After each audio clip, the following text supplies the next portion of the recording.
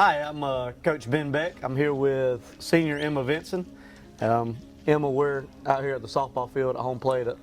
You spent a lot of time the last 4 years here. Too much time. What are some of your favorite memories of softball? Well, there's a bunch of memories. You could say the 3 region championships we won, or the 3 trips to Columbus that we've taken, or playing in the state championship game in 2021. But I think my favorite memory would be that one Saturday we had a home tournament, and Allie made us move it to the rec department because there was a home football game, because I didn't want the sands getting hit with our foul balls.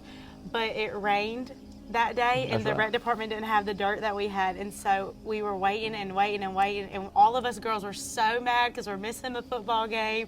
It was a spring game, so it really didn't even matter really, or a scrimmage game against South Effingham, but it didn't really even matter. But we wanted to be there instead of playing softball, and we just kept on pushing it back, and you're like, we're playing these games today. And so then at 11 o'clock at night, we moved to the softball field while the football game's still going on, and we start playing Heard County, who had beat us in the state championship the year before. And I'm trying to get the team pumped. I'm like, guys, come on, like, it's a once in a lifetime chance, let's go. And they're like, no, like, nobody wants to be here. And we can hear over like the intercom like what's going on with football, and then was tied up in the football game, and you can hear him say, so-and-so has caught the pass, the Indians win. And like all of our softball girls started cheering because they were listening to that and not in the game. It was mid-pitch. Timber was yelling at me. But I think that was my favorite memory, even though we lost that game, I think. Yeah, that was kind of a cool atmosphere, you know, being able to have the football game in the background while we were playing. And then they came over too, and it just shows the support that everybody can give to their sports. Oh yeah, definitely. There were a bunch of fans turned around watching our game while the football game was going on. That was always really cool. Is there anything at the that didn't have to do with high school that you remember that'll stick with you when you move on? Didn't have to do with softball. Okay, softball. You know, I mean, I go on a bunch of field trips for clubs, and I go on all these leadership committees and all this other stuff, but everything you learn you can put into play in some other aspect of your life. And so I would say go on the trips, join the clubs, go to Athens every fall and go to Atlanta every spring and be in the clubs and learn about leadership and learn about commitment and learn about accountability, and just be able to grow your knowledge in all aspects. You know, and that's kind of a good transition to the question I was going to ask you next. You were involved in a lot of activities, a lot of clubs, a lot of leadership roles. Is that part of the advice you'd give an incoming freshman? Oh, no doubt. Do as much as you can and learn as much as you can. Find your role and thrive in it. If you know that you're not a natural born leader, there's people that have to be led. And you need to look for what you can do to help your team or help your club or help your teachers, but know your role and really sink in it. And your role can change. If you don't like the role you're in, it can change. But do what you need to do to help everyone around you. Yeah, that's one of the things we talk about with softball all the time is, you know, you fight to change your role in practice and in behind the scenes, but once the game starts, you accept your role and you do your best at whatever that role is. That's one of our values that we always talk about. Competition too, and I think that's something we do well in all of our sports is compete no matter what. Every day we go out, we compete. Oh yeah, definitely, and I think that kind of lends itself to the next question I was going to ask. When your time here at Vidalia High School and the things you've done with softball and basketball and all that other stuff, what does it mean to be a Vidalian? What are some of the values that you think really are good examples of what it means to be a Vidalian? I've heard throughout all of my years that when you step somewhere and you have the V on your chest, there's an instant target, and you really don't believe it until you're actively there. They know when we show up at a literary competition that we're going to be something we're going to be competition. We know when we're on a basketball court, we're going to give it our all. And so all across the board, Vidalia is a school that competes and a school that is in the question no matter what. It may be our down year, and yet we still will give a fight, because at Vidalia, we're known for our competition and our standard of excellence in everything we do. Our athletics and our academics and our arts are just as capable as anything else. And it's not like we're just a one school that's really thriving on academics or athletics. We want everybody to succeed, and I think we support everybody in that, and I think it shows that how big of a family we really just are in this school. Yeah, definitely. I think that tradition of excellence is kind of one of the things that sets us apart, and whether it's academics, the arts, or athletics. Right. It's one of those things, like you said, when Vidalia is there, they're going to give you a good competition, and Right. we're going to put our best foot forward and And that everything. comes from all the people in the past too that have put time in to make our sports good. Because as you can see behind us, I don't know if y'all can see the thing, but we have some excellence in years past, not just now. So we That's have a right. standard, and we'd like to keep to it That's in right. these sports. So. Yeah. But I also think our coaches have done a great job of instilling our core values too. The core values you talk about, like commitment, leadership, excellence, accountability, toughness, and strength and service. And I think that all across the board, even if we don't say it, that's what we expect. Oh yeah, definitely. And those values are things that I think that the athletics or any kind of club or organization can bring to a Right. to a student athlete. Right. All right, so you were talking about athletics and the impact that has had on your life and the organizations that you're in. What are some of the things that those things, athletics, your organizations, have brought to your life, have made you better at?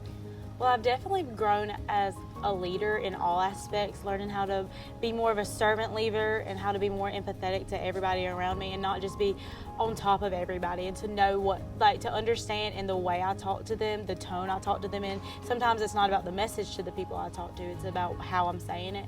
And so I've learned how to be a leader and really just polish that type of mindset. But I've also learned a good bit about time management, because we are here at softball from May to October. Whether people don't know, we're always practicing for those straight months.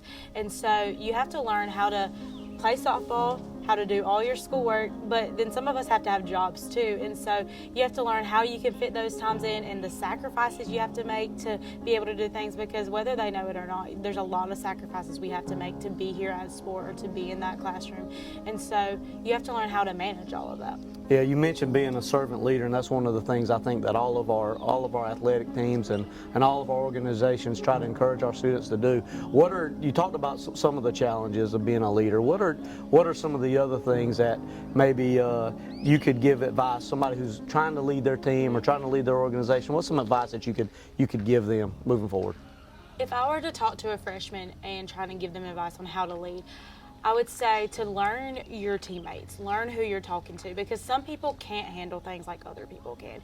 And you find that a lot with teenage girls. It's more it's easier to find out who you have to talk to, because there's some people you can't yell at the way you can others. And so you have to learn your team first, and then you can go into what you need to say to them, the tone you need to say it in. Some people need a little bit tough love than other people. Yeah. But you also have to know that not everybody's going to like you, and that's something I struggled with a lot, because I was like, no, I don't want to tell them that. They're not going to like me. And you were just like, I don't care.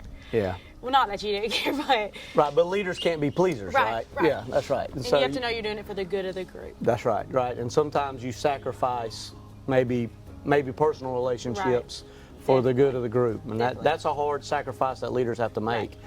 Right. But seeing the results in the end make it all worth it. Yeah. Knowing that you got to Columbus and that one rep probably helped you get a hit there, it makes it better. And sometimes you'll have delayed gratitude from some of the people that you lead. In the moment, they might resent you, or they might harbor ill will maybe for the way that you led. But Definitely, in the end, when they go and look back, a lot of them come back and say, I'm glad you pushed me like that, or don't, but yeah. Or maybe they don't. Right? But you get there, so it makes right. it makes it okay. The end result's the same. Right. They're just happy we got there. That's right. So that kind of leads me to another question I was going to ask.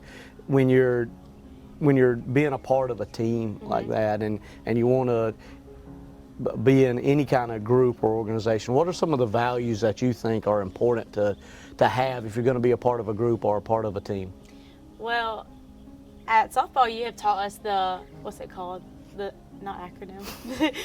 An acronym, that's It's right. an acronym? Okay. That's it. CLEATS. And when you look at it, it can apply to all aspects. So the C is for commitment, the L is for leadership, the E is for excellence, the A is for accountability, the T is for toughness, and the S is for service. And so if you apply that to all other aspects, you really see that these core fundamentals are what can make a team prosper. And you applied that to us this year, and although we may not have had the best or most talented team ever in all aspects, we made it pretty far, and so you can see that what we're hearing, we're applying, and it's paying off. Yeah, and those value systems, they apply not just to Right. softball, but Right. to other parts of your life too, right? Right, and we've heard the acronym PRIDE since elementary school. Right, that's right. And the things that those values and the way we want to incorporate those things into all aspects of our life, not just our lives here at Vidalia High School, Right. and the importance of that.